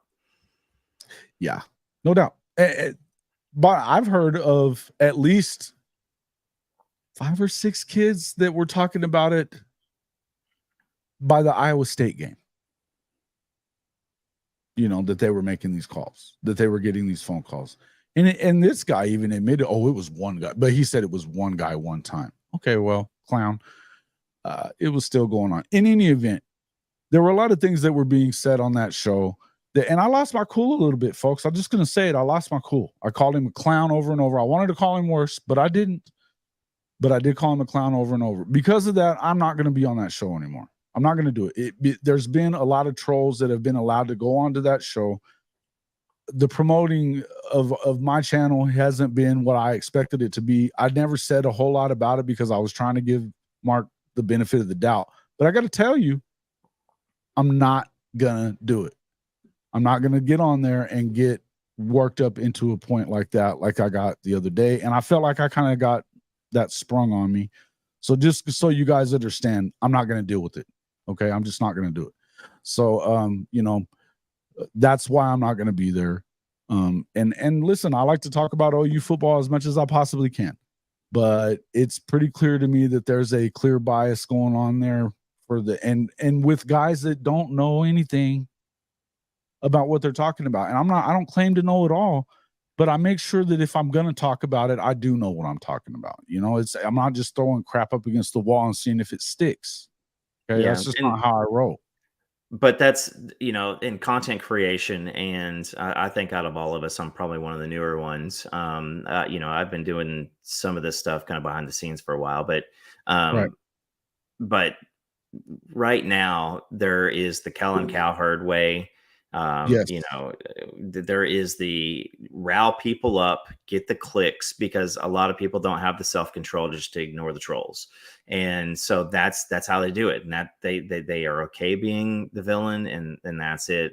And so if that's your play, I mean, go listen to the Sports Animal at 2:00, Monday through Friday. And that's the whole play is, you know, the fake Stephen angry A. callers that you can scream at and all that stuff. I don't, you know, that's not I don't my even deal. mind a debate. I don't even mind a real debate if you're gonna like not, you know, he started the conversation calling me a moron and nothing was even said. Right. So yeah, I called him a clown, and I did. I called him a clown over and over, but he kept lying about stuff and saying stupid stuff. So he was a clown. You know what I mean? But in the end, I did feel kind of like it was an unprofessional way, even on my own part. You know, I'm not going to sit here and act like I even acted right, because I didn't. You know what I mean? I mean, you might be a moron. That's debatable, but it's unprofessional for folks to stop on it. Right. Yeah. Well, I'm definitely, I got problems. There's no problem. There's no doubt about that. You know, I got 99 problems. Yeah. But and again, it's one of those days, but there's been guys, and the other part is that these guys, him and Tony Altimore, who I think is the biggest, I'll just say it, that guy's the biggest freaking blowhard in the world. He knows nothing of what he's talking about. He's been attacking people from the, and you know what, guys, I understand we're all going to the SEC. Everybody's excited about it, right? I've been around this conference, covering this conference for a long time, and I love the people in this conference, even at some of the schools that we can't stand, right? I don't like this stuff that's been coming from the Pac-12 and from guys like Tony Altimore, who's a freaking USC guy too, about the Big 12, you know, and realignment. It's just been a problem, and I can't deal with it. And these guys are both administrators on his show in the chats and stuff, and they kept kicking my guy Cracker and Hank out of there whenever they would go to these shows for what they're saying. And yet they can say whatever they want to anybody else, right? You can, you know, say whatever he wants to me, and I'm contributing to the show. I'm just not going to do that for anybody, you know. But we're going to leave it at that. I'm going to leave it at that. I just wanted you guys to understand why I'm not going to be there. Normally, I would be there tomorrow at 12:30 Eastern time. It's not going to be me anymore. I don't know who they're going to have coming in there for OU stuff. It's not my issue. But my guess is Jason Ray will be back there. If you guys like Jason Ray, get back over there and check him out. But I'm not going to be on that show anymore. So just so you understand that. All right. Can we end it? Can we end it with a promo? If you're planning on going to game one this season, if you guys have seen the stuff, you know, we're going to try to pink out. You know, I think that it's going to be a little bit more of a concentrated effort to pink out the stadium for Brent's wife. Guys, you know, continue to show the love online. If you're on Twitter, if you know, doing it, whatever, if you want to write a letter to the university, I encourage you to do that. If you heard Brent Venables today, he was holding it together and he didn't crack, but you know, it's my neighbor is going through some colon cancer. I've got a coworker that her sister has breast cancer. And again, none of us like this. You know, cancer sucks. That's a big thing for a reason. Absolutely. But I mean, I think that if anything's going to show the family, you know, we showed out for the spring game last year. This is another opportunity. And and as you see, the recruits know this when we want these type of people. And Brian, if you can't be there, like I said, man, find a way to send. I mean, Google any type of an email address. Maybe I'll do some digging so that we can share it amongst our socials and just get an email blast. You know, send a letter. If you're under 35, Google what that means. Something else you can do too is take a video, a selfie video, just and tell her you're thinking 100%. Of her. I'll tell you what, I will produce that video. Everybody on our show, if you'll do that, I'll do one with you, and we'll do that. We can do it wherever you guys want to, but I would absolutely love that for us to be able to do that. For, you know, as much as this staff and Coach V is bringing to us, and everything that we want to see. You know, we need to be there for him and his family as well too. So let's do that, right? Let's pink that stadium out whenever. I'll definitely be there for that game. You know, so I'll yeah, absolutely. Let's do that, man. That sounds like a freaking amazing thing to do. So Coop is actually, he's on Unfair Sports quite a bit now. Do you have your own show now, or you're just doing So a lot with Jay? fun fact, I actually for the past 2.5 years I had a Bitcoin podcast, and was brought in and was big into the education piece, because I think that I think that it's in a struggle bus right now, and I don't have thousands and thousands of dollars in Bitcoin or anything like that, but I thought that it needed some. So I started joining Jay a while back, and you know, we are I don't know, cohorts now. We're going to be doing a little bit more single stuff for just for me, but you know, I've been working on getting recruits on, and that's a bigger piece because I want to get a chance. You know, I do bounce around. I'm kind of like the Swiss Army knife amongst being here with Jason, being on PG, being with Jay. So check me out and hang if you need me. Either get a hold of Jay or get a hold of Chris, get a hold of JP, get a hold of Jason, anything. Again, I either know some stuff or I know how to make it sound like I do. Hey, and listen, man, I've the times that we've gotten to work together on Unfair. I mean, I've been thinking about getting you guys on anyway. We got to get K Chris back on here too, man. I love it the way he talks smack on Texas. You know, Jay's always on the show. We love this is what I've loved about this the most, and I love my audience, and it's a lot of your audience, right? It's a lot of the same folks, but what I've loved the most about getting to do this again is the fact that I've made, you know, JJ being in here. I think JJ is one of the best out there. He's one of the best in the business, a pit guy or whatever. And not everybody loved that part. But I tell you, the more that we talk to guys like him and Ty and Kuz from Kuz's Corner, love Kuz from Kuz's Corner, right? Yeah. And I'm actually going to be doing some more stuff with Coach I from he's from Fan Addict Sports, you know, a Georgia guy, you know, and man, the high top guys are freaking amazing, right? You know, Cody the Professor and Shelton, and they just do fabulous jobs. I love that part of it, right? I've even really enjoyed lately working with I mean, everybody knows I love Okie like Cody.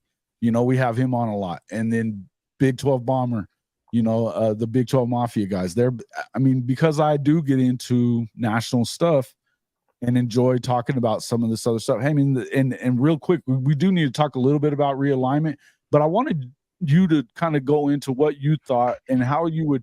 I know coming into July, everybody was a little worried because we hadn't had any. You'd had a couple of commits in July. You end up with 1, 2, 3, 4, 5, 6, 7, 8 commits in July alone. Not 9 with the PWO, correct? Yeah. Yeah. So 9, and then another one today on getting the flip. We got the flip today as well. So, you know, it's hey, you out of here, Kim?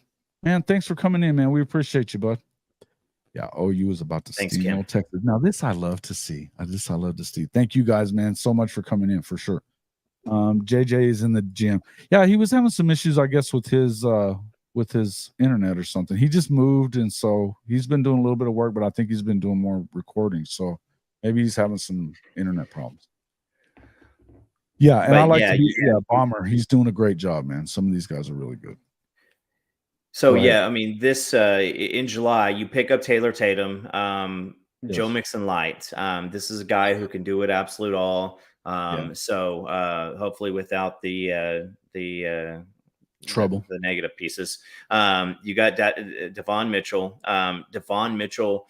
There were a couple people, golly, and I'm trying to remember who said it. Somebody made a comment that there were 3 people, and may have been with Parker and Drum, but that you know, there was a comment that there were 3 people that looked like they could walk in today and line up, and Devon Mitchell, who is 17, was one of those guys This is, I mean, when we say that like he is the best, tight end prospect we've gotten since Gresham.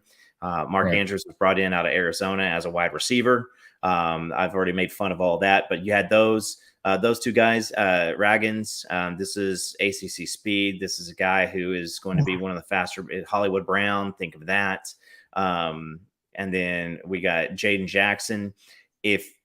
When this is all said and done, some of the stories that can come out about Jaden Jackson, Stone bringing him, guys, for the love of God, like this is still like, if you truly don't like Texas, this is 49-0. Like it's going to be great when this guy becomes great. It's going to be phenomenal because that was just a straight jack. I mean, I think he was like 80% to Texas like 2 weeks before he committed. Let's see here. Eugene Brooks, another, again, a great prospect. And then Zerbrug today. We got 25 guys are already in the pocket.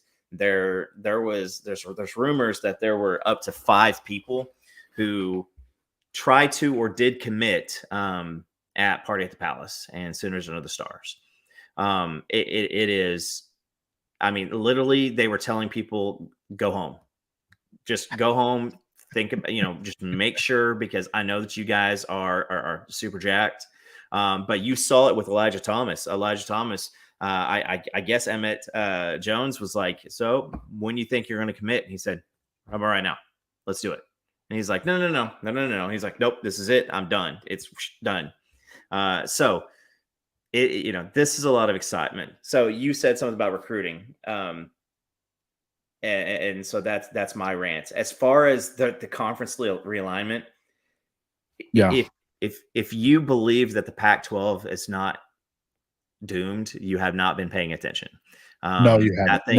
And it's so much weird stuff coming out of that conference. But here's the thing. This new commissioner, look, if this guy was here even 3 years ago, OU and Texas probably aren't leaving, right? They're probably not. Greg Ormark's been running laps around this cat, right? Yeah. I mean, it was a low bar. No doubt. He is not an athletic director. He's an event promoter. I mean, he is not he's a business guy. He's a salesman. Commissioner. He is, again, he is going to try to do the best to bring eyeballs. And we all knew that streaming was part of the future. He's trying to, oh, look at the doggy. He's trying to expand his reach. You've got, think about this, that Mexico game. If you don't think that a lot of conversations behind the scenes have been going on for a while, having the game down in Mexico was more than just for Baylor or Texas Tech, but think of Arizona and Arizona State. That is great. The Hispanic population in there, the popularity, the eyeballs that you could get for potentially, people doing and watching college sports down in Mexico. Like, this guy knows how to promote. I don't know who's going to be. Somebody's going to say, what is it? The Big 12 championship game. There's going to be like a hip hop artist or something, but he's phenomenal. When the USC UCLA move was more damning than OU and Texas leaving. And that is it. I mean, it's absolutely it. And if you don't, chicken, you got a booger hanging out of your nose, brother. I don't know. You do, brother. You got to get that out of there, Brand. Get it out of there, chicken. Come on now. I'm glad somebody else did that to him. It's too bad we got to get him on here one of these nights, because he got me like he got me enough one night for me to get up from the freaking desk and go check, because I was just not positive. Yeah, he got me good. He called me out the other night and I read it, but this late and the medicine, is kicked in. But I'm a huge sensory guy on the face. So if I feel anything, but I got gray hair patch like going right here. So I thought that's what he was calling out, was like the gray hair. So I don't have I got too much pride for any hair coloring. But Lori, on your question, Peyton Pierce is not a done deal. That is something that if we go throw out a really good product on the field this year, it's not done. A lot of people aren't going to say that that's not a Stone Winery, Nigel Smith type of like a still, but that's not a done deal. And I would answer your question on why would we be going after a 3-star? Because you kind of need to. Again, something we talked about in the last few shows. Norman, come on, buddy. Something we've been talking about the last few shows is that, sometimes they get it wrong, right? Sometimes they get it wrong. And this kid has been highly rated. If Jeff likes him, I like him. Yeah. And the more depth that you have in that room, the less chance of another 49-0 loss at Texas because you're playing a tight end at quarterback. And you guys, there are first team, second team reps, and then there's scout team reps.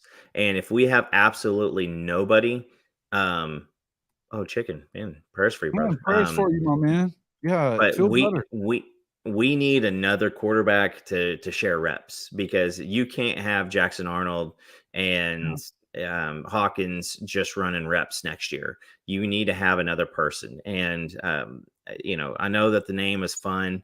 General Booty has no business being at Oklahoma.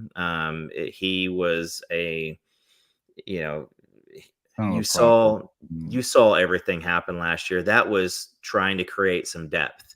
So again, if Davis Bevel could stick around and be number 3 for the scout team reps, I mean, I guess it saves the arms of Jackson Arnold and Hawkins. But listen, with Kevin Sperry coming in, you guys, it's going to be another Baker Kyler Jalen thing between Jackson. Jackson's that guy. And I think Kevin Sperry is, and I look, I said before, Hawkins can freaking spin it, and he's an athlete. The kid is he's got another gear to him, it seems like. Oh, thank you, Norman. Thank you. Hawkins is a guy that if everything comes together, it's we have a reign of quarterbacks back to back to back. I don't see all these guys staying. Right. Yeah, I don't. Hank also brings up Notre Dame. Listen, I don't see Notre Dame. I think NBC has 2 revenue drivers because the Olympics are suffering. You've got Notre Dame, and we at ABC, we've got one Notre Dame game this year, and it's the only one that's close to sold out. Right. Notre Dame just gets the eyeballs. Now, the Big Ten would love to have them. I'm pretty sure the SEC would love to have them. If you think there's some stuff about that, though, that they're not, I don't think that they're so sold on the Big Ten at all. In fact, everything I've heard, anything coming out of Notre Dame itself is like, screw the Big Ten. We're not going. No, I think that the attitude of 5+ years ago, I would say that this conference realignment talk has been going on for a very, very long time. Since you saw Colorado and A&M leave and Nebraska leave, since all that stuff happened, we all knew that this was a perpetual motion that was never going to stop. It's not going to stop. We're going to have the super conferences. The Big 12, I mean, bless its heart. That's all I have to say. Like, it's I don't think that they're going to move to that, at least not for a while. I think you're going to end up with 3 because of whatever's going on with the ACC, because it does look like more and more from what we're hearing is that the ACC is coming apart as well. Florida State is not going to take that laying down. Neither is Clemson. No. That they're going to have to lose that much money to these big conferences for the next 13 years. But here's the thing that the Big 12 has that nobody does: basketball. Yeah. And a commissioner that's willing to finally stop just kicking in hoops for free as part of these media deals. And why nobody else has done this is beyond me, Coop. I got to tell you that. To me, when it comes to that, when you start thinking about that, if you look at the Final Four, the NCAA tournament, it makes billions of dollars. That one freaking month of college basketball, it's one of the richest things in sports, period. So that tells you that there is obviously a freaking big market for it. I remember growing up as a kid myself. I love basketball. I'm a basketball fan. I remember Big Monday and Super Tuesday, and I mean all of them that you used to watch on ESPN. So why nobody has sold that is beyond me. He's going to, and you know, I'm not a fan of them going after UConn right now in the Big 12. I think that's kind of that's a stupid move at this moment. I think that you need to put the idea that actually Tim Fitzgerald from Go Power Cats. If you didn't watch that episode that we had with him last week on Saturday, go check out just that part of it, even if you do that, because his idea was amazing. First and foremost, I don't think that the Big Ten is as big on Oregon as you might think they are, right? I know there's some, and this could all be changing in a matter of minutes. Who knows? I don't know what's going on the last hour right now. since I've freaking got on here. But that being said, his idea was, hey, why wouldn't they're going to rebrand the Big 12 after OU and Texas are gone. Why not rebrand it however Phil Knight wants to bring Oregon into there and get everybody to be Nike schools. And that's another way to bring that money up to a competitive level. I mean, if you're Phil Knight, that's a pretty smart thing, right? And I mean, that may be a way that you can get, and because listen, they're not a blue blood, but they are a brand. When it comes to kids, they love Oregon, right? That would be huge for them. And I think that it's a better fit for them than would be even the Big Ten. And it's certainly a better fit than them trying to like merge all that crap together with with what's left of the ACC. I don't see that working. No. Again, it's about money. And Sure if you've got the streaming channels. I mean, with ESPN Plus, I think that is a great landing spot for college basketball. The thing that college basketball really struggles with is with the one and dones, you have trouble getting to know people. And there's only been a few teams each year. You've seen Oklahoma just absolute crap the bed over the past couple of years. But you bring in a Houston, a BYU always has a competitive basketball team. The Kansas BYU's a national brand, man. Yeah, I mean, all these things. Now, I would say that the Big 12 would also, I don't know if whore itself out, but basically be the side booty for Notre Dame, because that is a survival instinct, and it is. It's come on. We've got a lot of teams here that are losing their number one rivals. I'm pretty sure we could replace that with Notre Dame. And, instead of OSU playing Oklahoma, they play Notre Dame. The SEC would gobble up Notre Dame in a heartbeat if they could. I think that they are the target in realignment right now. I don't think that unless you make them join a conference that they're going to not. They don't need the money. The money side of it is that maybe the one school that and they're going to get $75 million on their own. They can do that now, right? So to me, unless you make it to where they're not going to be able to compete for the national title, then they're not going to join a conference. They're not. Now they could. I saw some stuff over the last year or so where they were talking about some kind of a deal they could do with the Big 12 where they could play a limited schedule in it, right? And which would be helpful because that would boost up some money that they could give. But a lot of the things that Brett Yormark is doing has been very smart, right? Very smart, because you have to kind of be an outside the box thinker, which we know Bob Bowlesby has never been that guy, right? It was always a react guy. Yeah, the guy was a reactive dude, and he didn't react very quickly.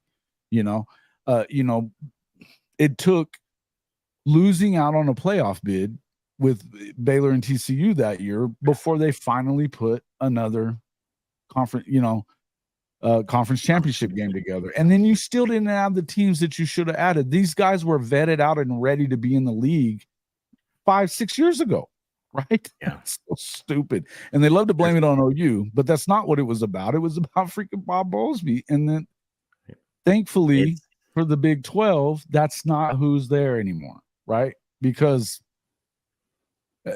if it was, I think it would be this death knell that's coming down on the Pac-12, no matter what they're telling you out there, could probably be coming down on the Big 12. And honestly, even if the guy, yeah, he set a low bar, GK, if he didn't make every mistake he's made and not be able to, I mean, he can't talk anybody. Look, he couldn't talk anybody into free sex. I mean, he just wouldn't be able to do it. It's silly stuff. He hadn't been able to talk anybody into anything. And it's been bad for the league. And then you get all this vitriol. And I got to tell you, I still feel like Utah's talked their way right out of the Big 12. They have. I believe they have. Which is crazy. I think that when I think of Utah basketball, I'm just thinking of Rick Majerus. That's all I can still think of. Rick was so cool, man. I think this is a deal to where Utah has. I've had some people tell me that this is a villain play by Utah, and it's on purpose that they want to come in and be the new Texas.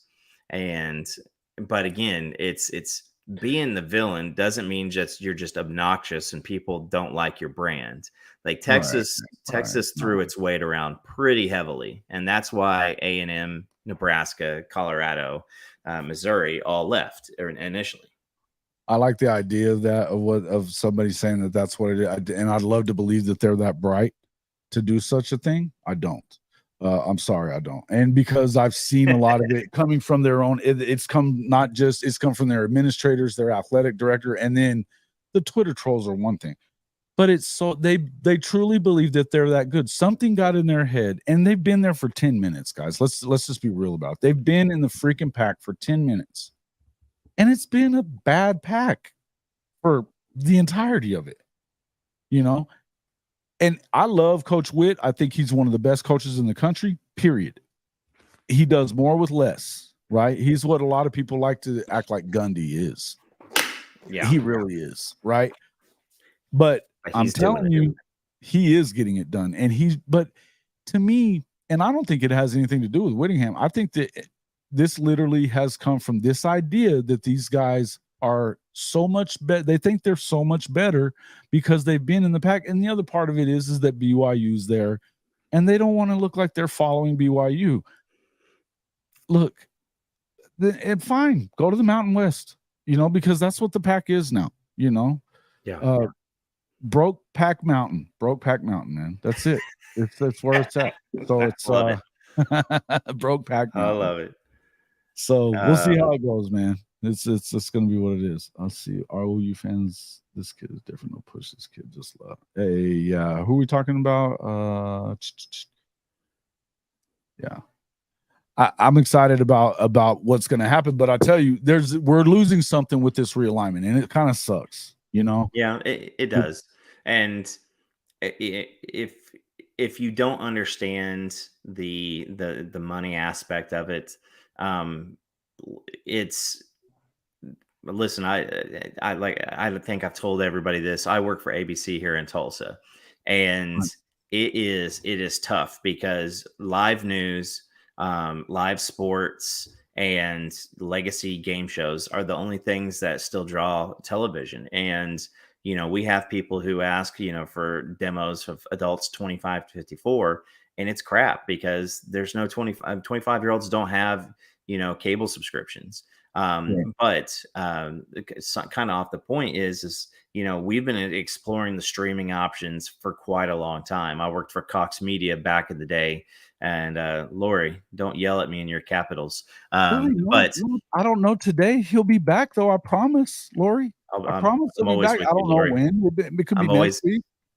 I'm always in your heart. But he's welcome anytime you'd like to come on. Let's put it that way. Anytime you like. I just say, look at the money with the grant rights. Look at the money that Amazon paid for freaking Thursday Night Football, which has a rap of being the dog shit of all football games. Pardon my French, but they paid in the billions. Look at what they're offering Tom Brady. Look what they gave Tony Romo. Look what they give Troy Aikman. Guys, live sports is it, because that's where people know that is going. And gambling will only make it bigger.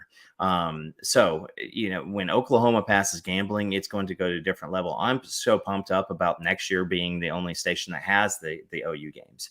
But It is the dollar, but there is a innocence of college football that is getting taken, and it's happening kind of all too much at once because of NIL, because of the transfer portal, and because of conference realignment.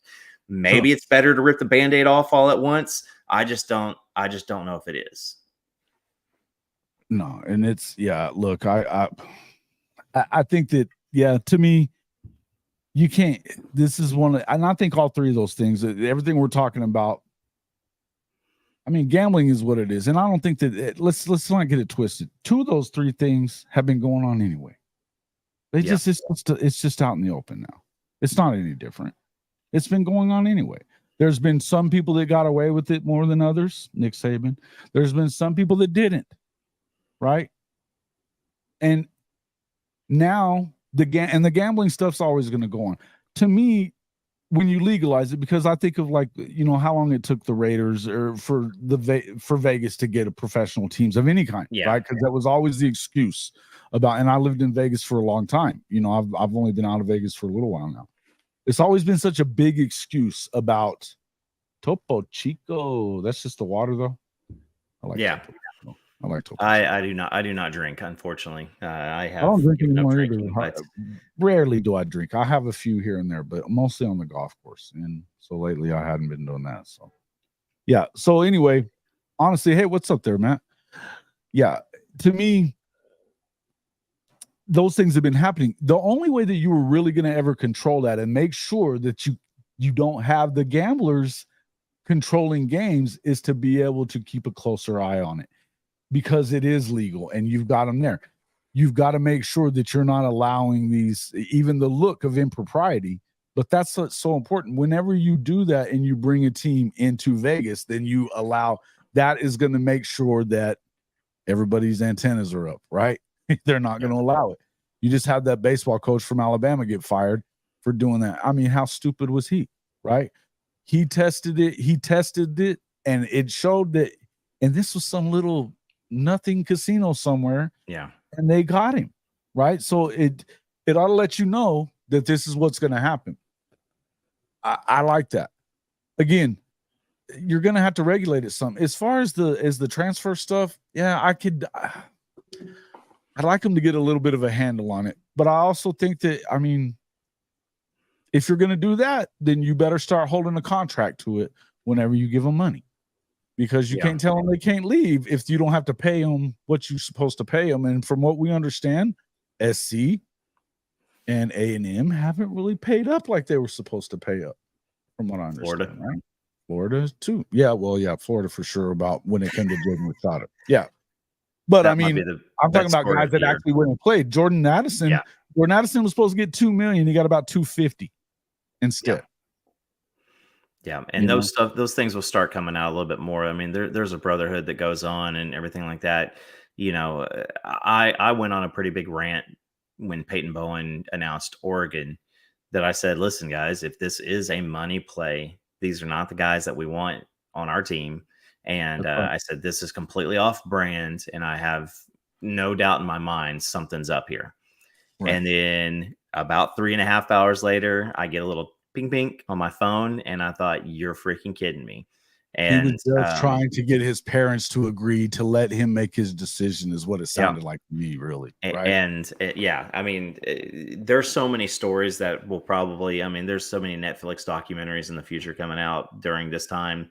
The Rashada stuff. There's no way that Nico Imalavea is getting $8 million. There's I don't really see that ever happening. Now, if they said up to or whatever, and they just wanted to sling it, listen, it's hard. I've heard the numbers of each player getting around $60K, from Oklahoma. There's nothing verified, so don't take that to the bank.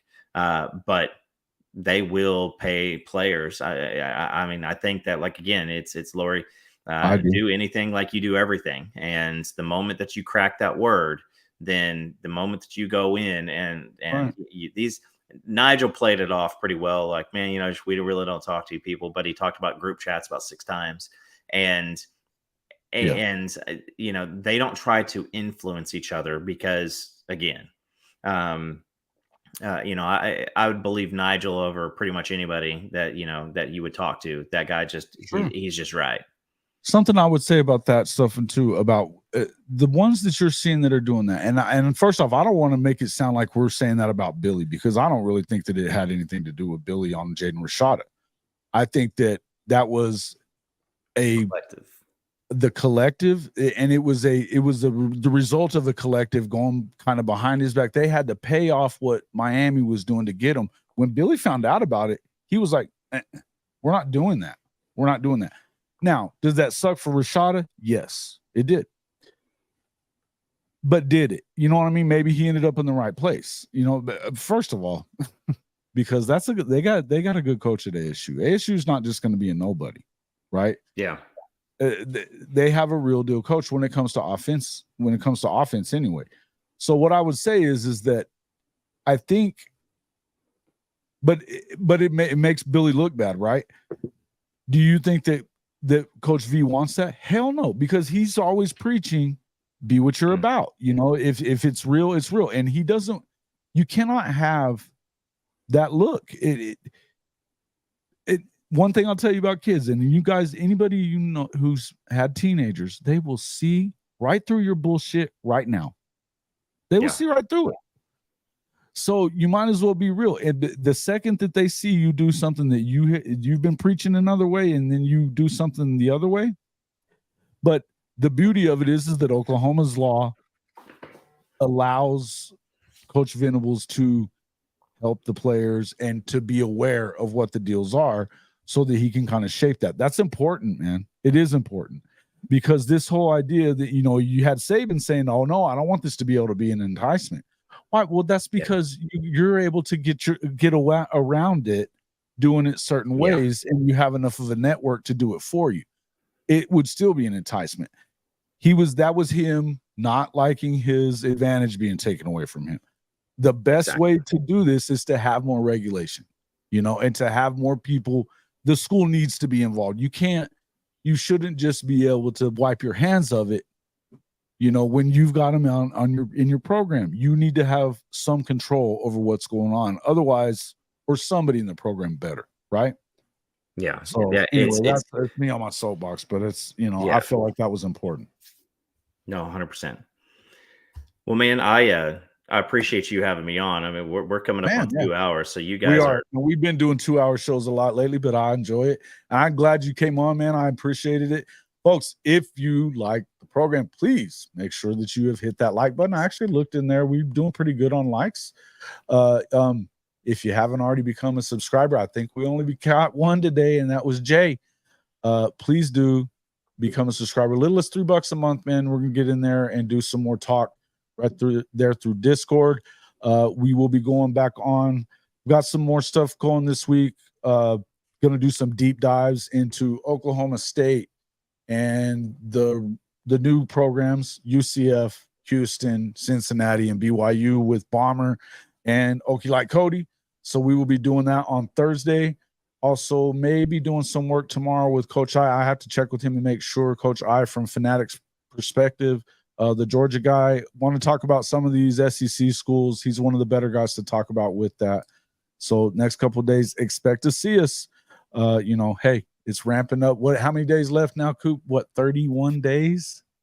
It is September 2nd. So we got 32, 31. We'll call it 31 since it's 9:30 p.m. 9:30. We got a few hours and 31 wake-ups. So here we go. Good time stuff, man. We appreciate everybody here. Thank you so much for coming in.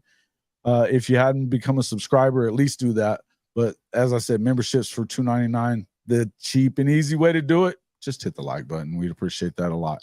But thanks a lot again, everybody, for coming in, and we will see you on the next one.